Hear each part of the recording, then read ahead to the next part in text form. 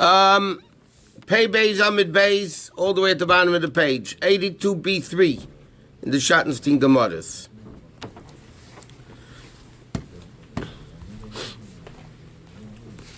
Okay, the Gemara asked the question before. Mamish all the way at the end. 2 lines from the end of the page. Why line? All the way at the end of the page. The second line from the end of the page. Okay, so the Gemara says like this. Rav Sheshes said halacha, or Ravacha bar Ravuna. Well, Ravacha bar Ravuna asked the question from Rav Sheshes. Okay? And that he asked the question like this: a kohen that served in the Beis Hamikdash when he was tamei, is he chayiv misa b'dei shemayim? In other words, in the Mishnah it said in the halacha that the kohen, if a guy that worked tamei, the young kohen would take him out and crack open his head. But the Gemara asked in halacha, is he chayiv misa b'dei shemayim or not? So he answered. So he started saying like this. If he's Chai Mitzvah B'dei Shemayim, so why do the young Kohanim have to kill him? Why don't you just wait until Hashem kills him? And if he's not, so how can you have something that the Torah says you don't get killed and we take the law into our own hands? That was the whole question. Okay? So now the Gemara is going to ask a question on that halacha. Because Lepel Ravacha said that you're not Chayiv Misa. Okay? So the Gemara says, Eitzvei, I'll ask you a question like this. We learned in a Bryce, a Mishnah. Okay, we know various avodas in the Beis Hamikdash. Now, the Torah says Kodesh is for 3 types of service if you do it outside the Beis Hamikdash. A kohen has to work in the Beis Hamikdash. A kohen is not allowed to do avodah outside the Beis Hamikdash, right? But the 3 things that the Torah explicitly says he gets Kodesh for are shchita, burning, sreifa, and sprinkling the blood. Okay? But there's a lot of other parts of the Avodah that the Gemara is going to say in a second. But the Torah says clearly, shchita, burning the carbon and sprinkling the blood, if it's not done in the Beis HaMikdash, you're chayiv misa. So, but it says in the Mishnah like this, hayotzek, if one, misa b'dei shemayim. Karis, I'm sorry, karis. If somebody pours oil on a flower offering, right? They have to pour, normally they poured oil on it. So if a guy poured oil outside the Beis Hamikdash, or habeilul, he mixes the oil with the flour, or hapeitzus, he breaks it into little pieces, or hamelech, one who salts, hamenef, one who waves, hamagish, one who brings it, hamesades hashulchan, one who sets the bread on the shulchan. You know, the kohen at the set. Hameitav is one who prepares the lamps for the meneda. V'akaimitz does the kamitza. You know, when they flour offering, they have to go with their handful of the flour, and they go like this on the top and like this at the bottom, and the rest was brought on the mizbeach. What about avodah for tzara? 1 second. V'makabel dam, and one who receives the blood in the vessel. If all of this is done bachutz outside the Beis Hamikdash, the din is pottered.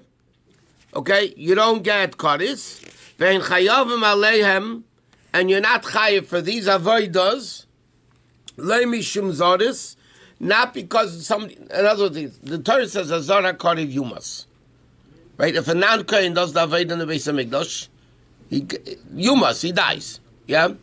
So the Gemara says, what is avodah that if you're tamei, it's no good? I'm sorry, if you do it outside the Beis Hamikdash, it's no good. Or if you're a non-kohen. So the Torah says only 3 things, you would get misa for: shchita, zrika, and burning. All the other malachis that just said, putting oil on the flour, putting the lachem upon him on the table, all that. So even if it's outside the Beis Hamikdash, you wouldn't get misa. Plus, not only that, if you're a zad, if you're a non-kohen, and you did all these things, you also wouldn't be chayiv. Or, v'lei mishum tuma, if a kohen was tamei when he did these avodas, or mechuse begadim, if a kohen serves, a kohen wears 4 garments, Kohen gadol wears 8 garments. So the Torah says you're not allowed to, by these 3 avodas, you have to wear all 4 garments. You have to wear all the begadim when you do the avodah. V'lei mishum lechitz yadayim v'raglayim. or if he didn't wash his hands and feet first. Any Aved in the Beis HaMikdash, you had to do, hand from the kiyur, you had to wash your hands and feet. What happens? All these other Avedas, not shchita, not burning, not zrika, if you did them without washing your hands and feet first, or you were tamei, or you did it out of the Beis HaMikdash, or you were not a kohen, all these things you're not chayiv. Okay? So he says, but lepel hamakta, but if somebody does burning and they're tamei, it says chayiv, right? A non-Kohen can't put the big day Kohen on? No, he's saying either a kohen without the begadim, or a non-kohen, or a guy that didn't, or. So he's chayiv and needs to be No? 1 minute. But it says, if he burnt my lav, misa. Mistamet means misa b'dei shemayim. What was the question asked to Rav Sheshes? Kohen sheshimish betuma. Right? If he served in the Beis HaMikdash betuma, is he chayiv misa b'dei shemayim or no? Here it says makdir would be chayiv, because what all these things that you're not chayiv for is not, again, shchita, burning, or zrika. But burning, the implication is you would be chayiv for all these things. Mistama, what are you chayiv? Misa. So we see from here a kohen that was tamei, that served in the Beis HaMikdash, would get misa. So what's the question you're asking? If you get misa, not misa, and they seem to imply you don't, but the Mishnah clearly says you would get misa. So Gemara says, Loi ba'azora. It doesn't mean you get misa. When it says chayiv, it's a lav. Only a negative, meaning malchus. You get malchus, you wouldn't get misa. So therefore, you didn't answer Rav Acha's question to Rav Sheshes. Rav Acha's question to Rav Sheshes was, Kohen sheshimish betuma. Chayiv misa or no, a Kohen that served when he was tamei. If he's chayiv misa or not, and the Gemara wanted to prove from this Mishnah. The Gemara thought chayiv would be chayiv misa. So he says, no, it doesn't mean chayiv misa, means alav, you would get malchus. That's it. So the Gemara says, El-Zar nami la-zara. That means, if you tell me a zar is only la-hazara, what? Isn't one of the ladim of the that you can't do that Jews can't do make bama? Correct, but what is a punishment misa or lav? Yeah, if you do all bama is only for the three things. That's what this Mishnah is telling us. If a non-Kohen does it, it's fine. That's the way it was by Shiloh. Mishkan Shiloh, that was okay. But Shiloh, you could do it anywhere you want. There's a difference if you're allowed to do it or not. But if you did it, you're not chayiv. Really? Someone who makes a bama during the time of the Beis HaMikdash, not chayiv. What did he do on it? Karban. Then he did shchita. Because it says over here, a non-Kohen doing it, it's okay. Yeah, but what did he do? I just said it. Huh? He did the karban.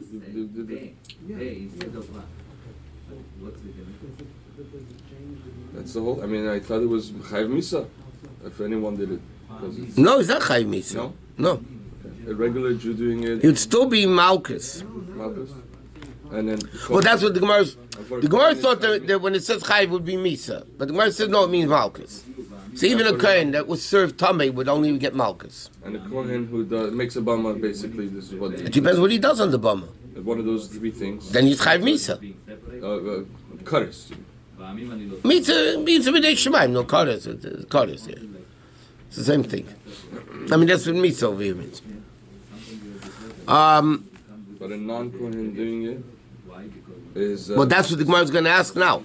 Elazar. So if you're telling me that a kohen that did shchita betuma is only a lav, so that means when it says here is zod, a foreigner, that means zod nami lazada. Which you're telling me then, if a non-kohen burns a kmitza on the mizbeach, it would only be a lav. It's not true. Over there it says azar akariv yumas. That a stranger that does Aved in the Beis HaMikdash is Chayiv Misa. But according to what you just explained, Azar would only get a lav. So how can you say that? So the Gemara says, no, how could he? What it means is like this. If a kohen served betuma, it's a lav. If a zard brought potatoes on the mizbeach in the base of Mikdash, you would be chayiv misa. In other words, not speaking chayiv. In other words, when the Brisa says not these things that you're not chayiv at all, but if somebody did other things that you would be chayiv, so the Gemara thought everybody would be getting misa. The Gemara says no. A kohen that served in the base of Mikdash when he was tamei would only get a lav. So the Gemara says, so then a zard should also only get a lav. Yet it says a zard akardiv you must. That if a zard burnt the flour offering on the mizbeach, he would only get a lav. And the pasuk says misa. He says, yeah. When it says chayiv, it means everything accordingly. A kohen that served in the base of Mikdash would be chayiv malchus. Kohen tamei who served in the base of Mikdash would be chayiv malchus, and a zard that worked in the base of Mikdash would be chayiv misa. That's not a contradiction. Where are you going? I don't know. Okay, give me. Is it pay Vav or pay? So you really. And a Zar. No, you're close. What? And Levi is also considered Zar? Yeah. Well, for the Aved of Aved is that he's not allowed to do it. Correct. And if he does it outside of it, outside of the Beis HaMikdash? Who, a Levi? Yeah, he's considered. No, he's potter. That's what he says. A Zard. V'lo mishum zaris. A Zard, if he does Aveda of the three in the Beis HaMikdash, he's chayiv misa. But a kohen that's tamei, according to Rav Sheshes at least, right? A kohen that's tamei and works in the Beis HaMikdash, he only gets a lav. He only get malchus. He doesn't get misa. Is also considered Zar? Who? Chala. Yeah. Zard means anybody not a kohen. Could be Moshe Rabbeinu, who's a Levi. He'll be a Zard that worked in the base of Mikdash. He'll be chayiv misa. Except the 7 days of Miluim when he was the kohen. Kohen Gadol could also do a regular kohen job if he wanted to. Kohen Gadol could do it whatever he wanted. Kohen Gadol, like the king. whenever he wanted to do Aveda that I'm a Moshe, Kohen Gadol can come and say, I want to do this, and he does it. What about the... So there's an interesting minig that by a bris, everybody wants to be sandik. Not only by the Sfardin, because you give brachas and you take $1 per bracha, whatever. But people want to be, because it says, it's a skula to get rich. As it says, to be a sandik is a skula to get rich. So it says in Allah, therefore the minig in Shchroch is brought down. The minig is that if you're a sandik by one family, by one of the kids, you're not again. You're not sandik twice by one family. So it says why? Because the din was, by the Keteiros in the Beis HaMikdash, the Kohen and Bechal were very wealthy in the Beis HaMikdash. Just think about, they had all the korbanos and they had all the meats and all the, this part of the other, that part. Yeah, they could sell whatever. A lot of it was not Haggadah. They were able to sell. And plus, Kohen were rich. So it says, a Kohen that brought the Keteiros got rich. So they didn't have the same Kohen and do it many times. They spread it out that all the Kohen should get rich. But it says a Kohen Gadol can do it many times. Kohen Gadol could do it many times, to bring the Keteiros, because he's a Kohen Gadol, he can do what he wants. So therefore it says in Halacha, that, not in Shchonor, but therefore it says certain people can be sandik more than one time. Moshe says like a Rav in the city could be sandik more than one time. Parents and grandparents could be sandik more than one time, because they're like the Kohen Gadol in that respect. So they could do it many times. But a Zard who brings Keteiros in the Beis HaMikdash, not does Aveda outside the Beis HaMikdash. That's allowed, or at least not a Malchus. But if a Zard does either Shchita, not, by the way, Shchita Ksheira B'Zard. The Gemara doesn't mean, the Mefoshim Tzirashi, I think also, it doesn't mean Shchita. Shchita is allowed to be done through non-Kohen in the Beis HaMikdash. Because it says, after it says, Yeshech the Korban, Shachat Taisei, and then it says, the Kohen receives the blood. So from there, the Gemara learns out that that's the first time the Kohen is mentioned by accepting the blood when they shech the animal. But by Shchita, it doesn't say a Kohen. It says Yeshechted. So from there, the Gemara learns out that a Zod it could shecht, a Korban. So when it says here in the Gemara that the Zod It means even in the Beis Hamikdash, she would be allowed to shecht. Not only outside the Beis Hamikdash, but a Kohen or a Levi Yisrael could also shecht a carbon in the Beis Hamikdash. But he means the other carbon, burning it and sprinkling the dam, that only a Kohen was allowed to do. Really? Same thing with the menorah, by the way. I'd like a ksheira bizarre, the Gemara says. A Kohen in the Beis Hamikdash, a non-Kohen would be allowed to light the menorah. Can a convert do these things? Yeah, I mean, if it's halacha, yeah, why not? Can a mamzer do these things? A mamzer is a full-fledged Jew. The only thing a mamzer can do is get married to a Jewish girl. Rabbi, Zar can go as whenever he wants past the Duchan into the... Not whenever he wants. When he had to go, but there was a reason to go. Mamzer can get called to the Torah? Yeah, most mamzerim get called to the Torah. Most people will get called. And not only that, the Mishnah in Haredi says, even though it's not done today, we learned it during the week. The Mishnah says, Talmid Chacham Mamzer, when it speaks about, the order who comes first, second, third, in honoring stuff. So it says a Kohen comes first, but the Gemara says, Talmid Chacham Mamzer comes before even a Kohen Gadol Amoretz. That means, according to halacha, if you have a Talmid Chacham who's a mamzer, and a Kohen who's an illiterate, even a Kohen Gadol who's an illiterate, who should you call up first to the Torah? The Talmid Chacham who's a mamzer. He comes before a Kohen. The Pasuk right today, we don't do it because they're going to start fighting who's a Talmid Chacham, who's not. So today, Kohen, even Amoritz goes first. But in halacha, the Mishnah says that a mamzer is a full-fledged Jew. The son of a mamzer is just as mamzer as him. He is. A mamzer is a mamzer. There's no half mamzer. His children, if he has children. That's what I'm saying. Just as much. That's why a Kohen can marry a mamzer. According to Allah, a Kohen can marry a mamzer can marry a gieris. Yeah. Halachically, in the Torah, a mamzer can marry a gieris. But it says in halacha you don't do it. Because then the kids are mamzerim. And you're multiplying mamzerim. Kids are mamzerim. Yeah. But technically, if a mamzer wants to marry a gieris that can't have kids. What a wife. Huh? No, she's older already. If the guy is young and he wants to have kids. He can, but mamzer can't get married, no? Well, he could just marry a goy, no? And make her a slave. And Yeah, you allowed to marry a guy? what is the heter? They do some sort of heter with making it into a slave. No, that doesn't exist today I anyway. think that's worse than being... If a mamzer marries a shiksa, which he's not allowed to, but after the fact, if a mamzer marries a shiksa, yeah, and they have a kid, so the kid's a guy, then if the guy converts, it's not a mamzer. Yeah, but... it's worse than being aguna. Being a mamzer is worse than being aguna. Yeah, it's not worse, it's the same thing. A mamzer can marry an eved. There's no avodim today, there's no din of evet today. But again, the kid would be the psul anyway. Okay, weiter. So it says, okay, Mechlal, so now the Gemara says like this. We're on...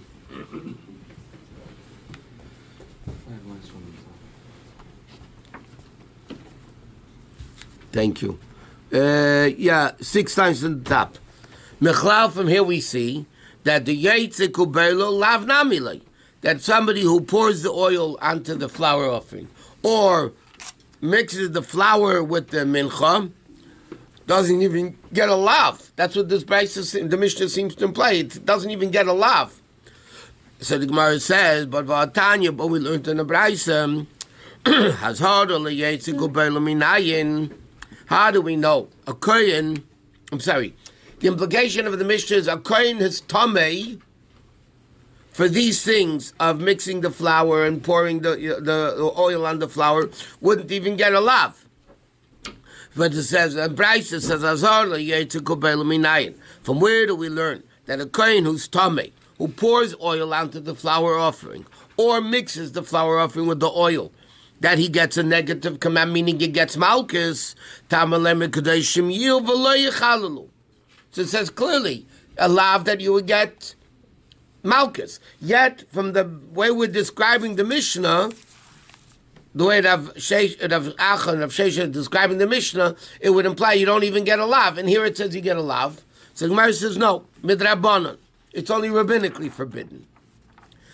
This price that says it's forbidden quotes a pasuk that says, V'lo yechalulu, because you shouldn't profane the name of Hashem, which is a lav, lo yechalulu. So that's only, like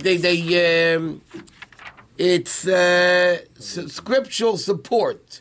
That means it doesn't mean actually get malchus. But lo yichalu is, why did the Chachamim say that you're not allowed to do it? That a kohen tamei is not allowed to mix the oil. Really, minatayt, it's not forbidden. It's rabbinically forbidden. Where do they find the source in Torah to allude to it? Because the Torah says lo yichalu, but really it's only rabbinic. Okay, go for the Gemara says like this. No, I'm sorry. Meisvei. So now the Gemara again is going to refute Rav Shesh's ruling. It says in a Braisa, Eilein Sheba Misa, these are the ones that get Misa, B'dei Shemayim. Tomei Sheshimesh, a Tomei who worked in the Beis HaMikdash. So that mamish refutes Rav Sheshes. Rav Sheshes said that you don't get Misa. A Kohen Tomei that served doesn't get Misa. Here, clearly in a Braisa, it says he gets Misa. So the Gemara says, he's refuted, he's wrong. The Gemara's conclusion is, a Kohen who's Tamei, who works in the Beis HaMikdash, Taka gets killed, B'dei Shemayim. So these are two Braisas that are contradicting each other, or the Braisa that Rav Sheshes is bringing is not accepted as Braisa? Rav Sheshes didn't bring a Braisa to prove himself. He just said his din. The Gemara tried asking on him, and the Gemara answered. But now the Gemara has a final question, which says clearly, you can't say it means a lava. It says clearly, a kohen that's tamei who serves in the Beis HaMikdash is chayv mitzvah b'dei shemayim. So it's actually halacha, no? Huh? Yeah. He's quoting a Braisa. Meisvei Shemisa. What? This Meisvei says Ve'elehin Shemisa Tamei Sheshimesh. No, in other words, like this, a kohen tamei that mixed oil. His question was, when he asked the question, a kohen that's tamei works in the Beis HaMikdash, he means shchita, burning, and the blood sprinkling, right? Because the Mishnah said before, a kohen that's tamei that mixes the oil, because the difference is pouring oil on the flour offering, mixing the oil with the flour, is not a finished Aveda, because you have to bring it on the Mizbeach. Shchita is a finished Aveda, burning a carbon is a finished Aveda. Yeah? And the third thing is the Srikas Adam, sprinkling the blood is a finished Aveda. That's an Aveda by itself. All these Avedas he's talking about there before, if he did pour it and did and that, are all preparatory things. Okay? So Lepeil, the halacha when he says Tamei Sheshimesh, a kohen that's Tamei, he's worked in the Beis HaMikdash, that he gets Misa, is speaking when he did Shchita, burning, or sprinkling. Because the Mishnah that he just quoted down, he said V'lei Mishum Tumah. Remember, the Mishnah said that he brought down as a proof before, he says pouring oil, mixing oil, salting, waving, bringing, all these things. It says clearly a kohen that's tamei doesn't get misa. The Braisa that says that refutes Rav Sheshes, because Rav Sheshes says a kohen that tamei sheshimish, meaning shchita, burning or sprinkling. So Rav Sheshes said you don't get misa. But here Braisa clearly says for those three things you're going to get misa. But isn't it like tamei cannot even enter to Bet HaMikdash? Before the Gemara, what? Tamei cannot even enter the Bet HaMikdash. He did it outside the Beis HaMikdash. When there was a sarat in the wall, what was that without the kohen? To say it's saras. He didn't do anything. He didn't. Over there it says that you have to... No, it depends. Something he said you have to lock it up, wait, But he didn't do any avodah. Isn't it the Ferish Pasuk in the Torah that if you're Tameh or eat kachim or you come into the Mikdash, you're Chayv Misa? Yikaris? We'll see now. The Gemara is going into this now. Where does Rav Sheshes get his proof that you're not Chayv Misa or Karis? It doesn't say clearly anywhere in the Chumash, Tamei, that you get killed. No. It's not a pasuk? No. It says you're not allowed to, but it doesn't say what the punishment It is. says Hazara Karav Yumas. Azara Karev, you must, yeah. But if you're But a Kohen that's Tamei, it doesn't say. It says you're not allowed to, but it doesn't say what the punishment is. So the answer of Sheshes, what's the punishment, Misa or not? Where does He get said it? no. Where does he get it from? Where did he get? He said why. We learned that last time. We're going to the old Gemara again. So where is he getting it? He says Kohen Shishim because he has a proof from our Mishnah. Really, what does it say? A Kohen that worked Tamei in the base of Midrash, what did they do? The young Kohenim came and cracked his head open, right, with a stick. That's what the Mishnah said. Yeah. So the Gemara says, if he's chayiv misa b'dei shemayim, why didn't they just let Hashem kill him? Right? If that's the punishment, why are you mixing into God's business? So the Gemara says, what, you're not chayiv, so why are they killing him? Right. So that's what he has. So the Gemara says, we find sources for that. So the fact that the Mishnah says they could kill him, basically, crack his head open, that means they are chayiv b'dei shemayim. No. That means Hashem doesn't kill him. Because if Hashem kills him, why didn't we just wait for Hashem to kill him? They're not chayiv. Right. So the Gemara says, but if not chayiv, how can you kill somebody who's not chayiv misa? So they said before the case, a guy that kept doing a lav a few times that you only get, so they put him into this kippah and they starve, they whatever, plots his stomach and the guy died. So you find that. Okay. Gufa. The Gemara is now elaborating on these things. Before the Bryce was partially quoted, now the Gemara is going to quote the entire Bryce about getting Chayiv Misa. Who's Chayiv Misa? He says, Veilu Sheba Misa, these are the people that got Misa b'dei Shemayim. Who is it? Ha'eichel is a tevel. One eats tevel. What's tevel? Produce in Eretz Yisrael that you didn't tithe. Outside Eretz Yisrael, there's no Truma, Meiser, all that stuff. In Eretz Yisrael, it's one of the big problems today. When you buy fruit and vegetables in Eretz Yisrael, well, now it's a bigger problem. Now they bring them to America. In fact, the lady called me Friday. She cooked food with peppers in it, and then she realized the peppers are from Israel, and fruit from Israel, vegetables or growing stuff that comes from Israel. The chutz la'aretz, you still have to tithe because it goes by where it's grown. Jaffa oranges, all those things you have to tithe before you can eat them. Okay, so he says a person eats tevel. Okay, now if it's you didn't remove truma ma'isa, you didn't remove chayiv misa b'dei shemayim, or kain tamei she'achol truma tahira, a kain who's tamei who ate truma that's not tamei, right? And now a kain that's tamei is not allowed to eat truma until he becomes non-tamei anymore. Or v'zar she'achal truma, a non-kohen who eats truma, or zar sheshimish, a non-kohen who works in the Beis Hamikdash, v'tamei sheshimish, or a tamei person that serves in the Beis Hamikdash, u'tful yom sheshimish. Tful yom is like this: when the guy is tamei, he goes to the mikveh.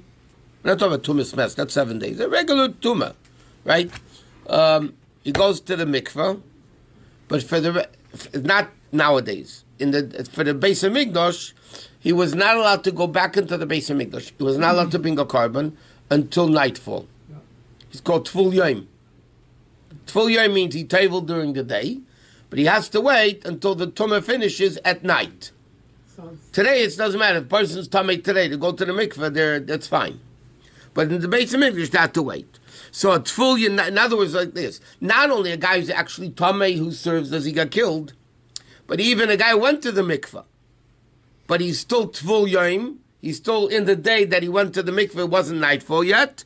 Or mechuseh begadim, a kohen that works without the 4 or 8 garments in the Beis Hamikdash.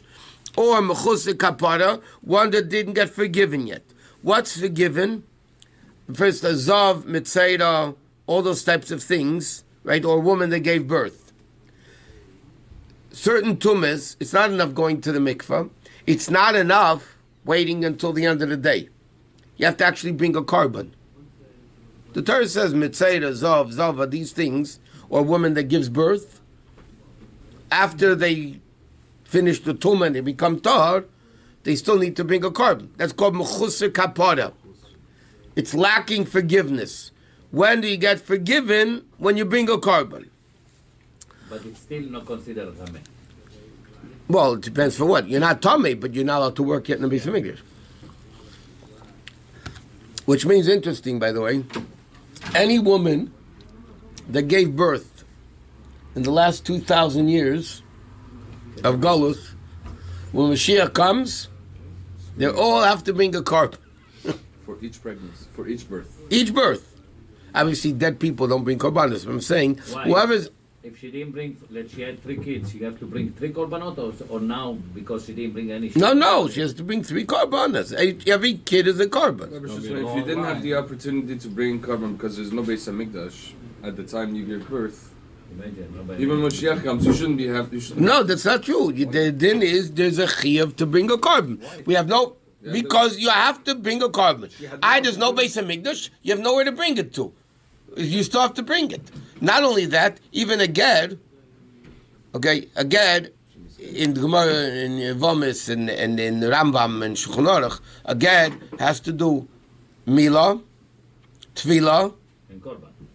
or a carbon. Now, the halacha is you're 100% Jew. Without milah or tefillah, it's a man, let's say. A woman doesn't need milah, obviously.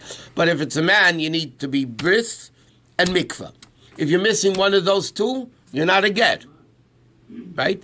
But there's a third part of gedus, which is you have to bring a carbon.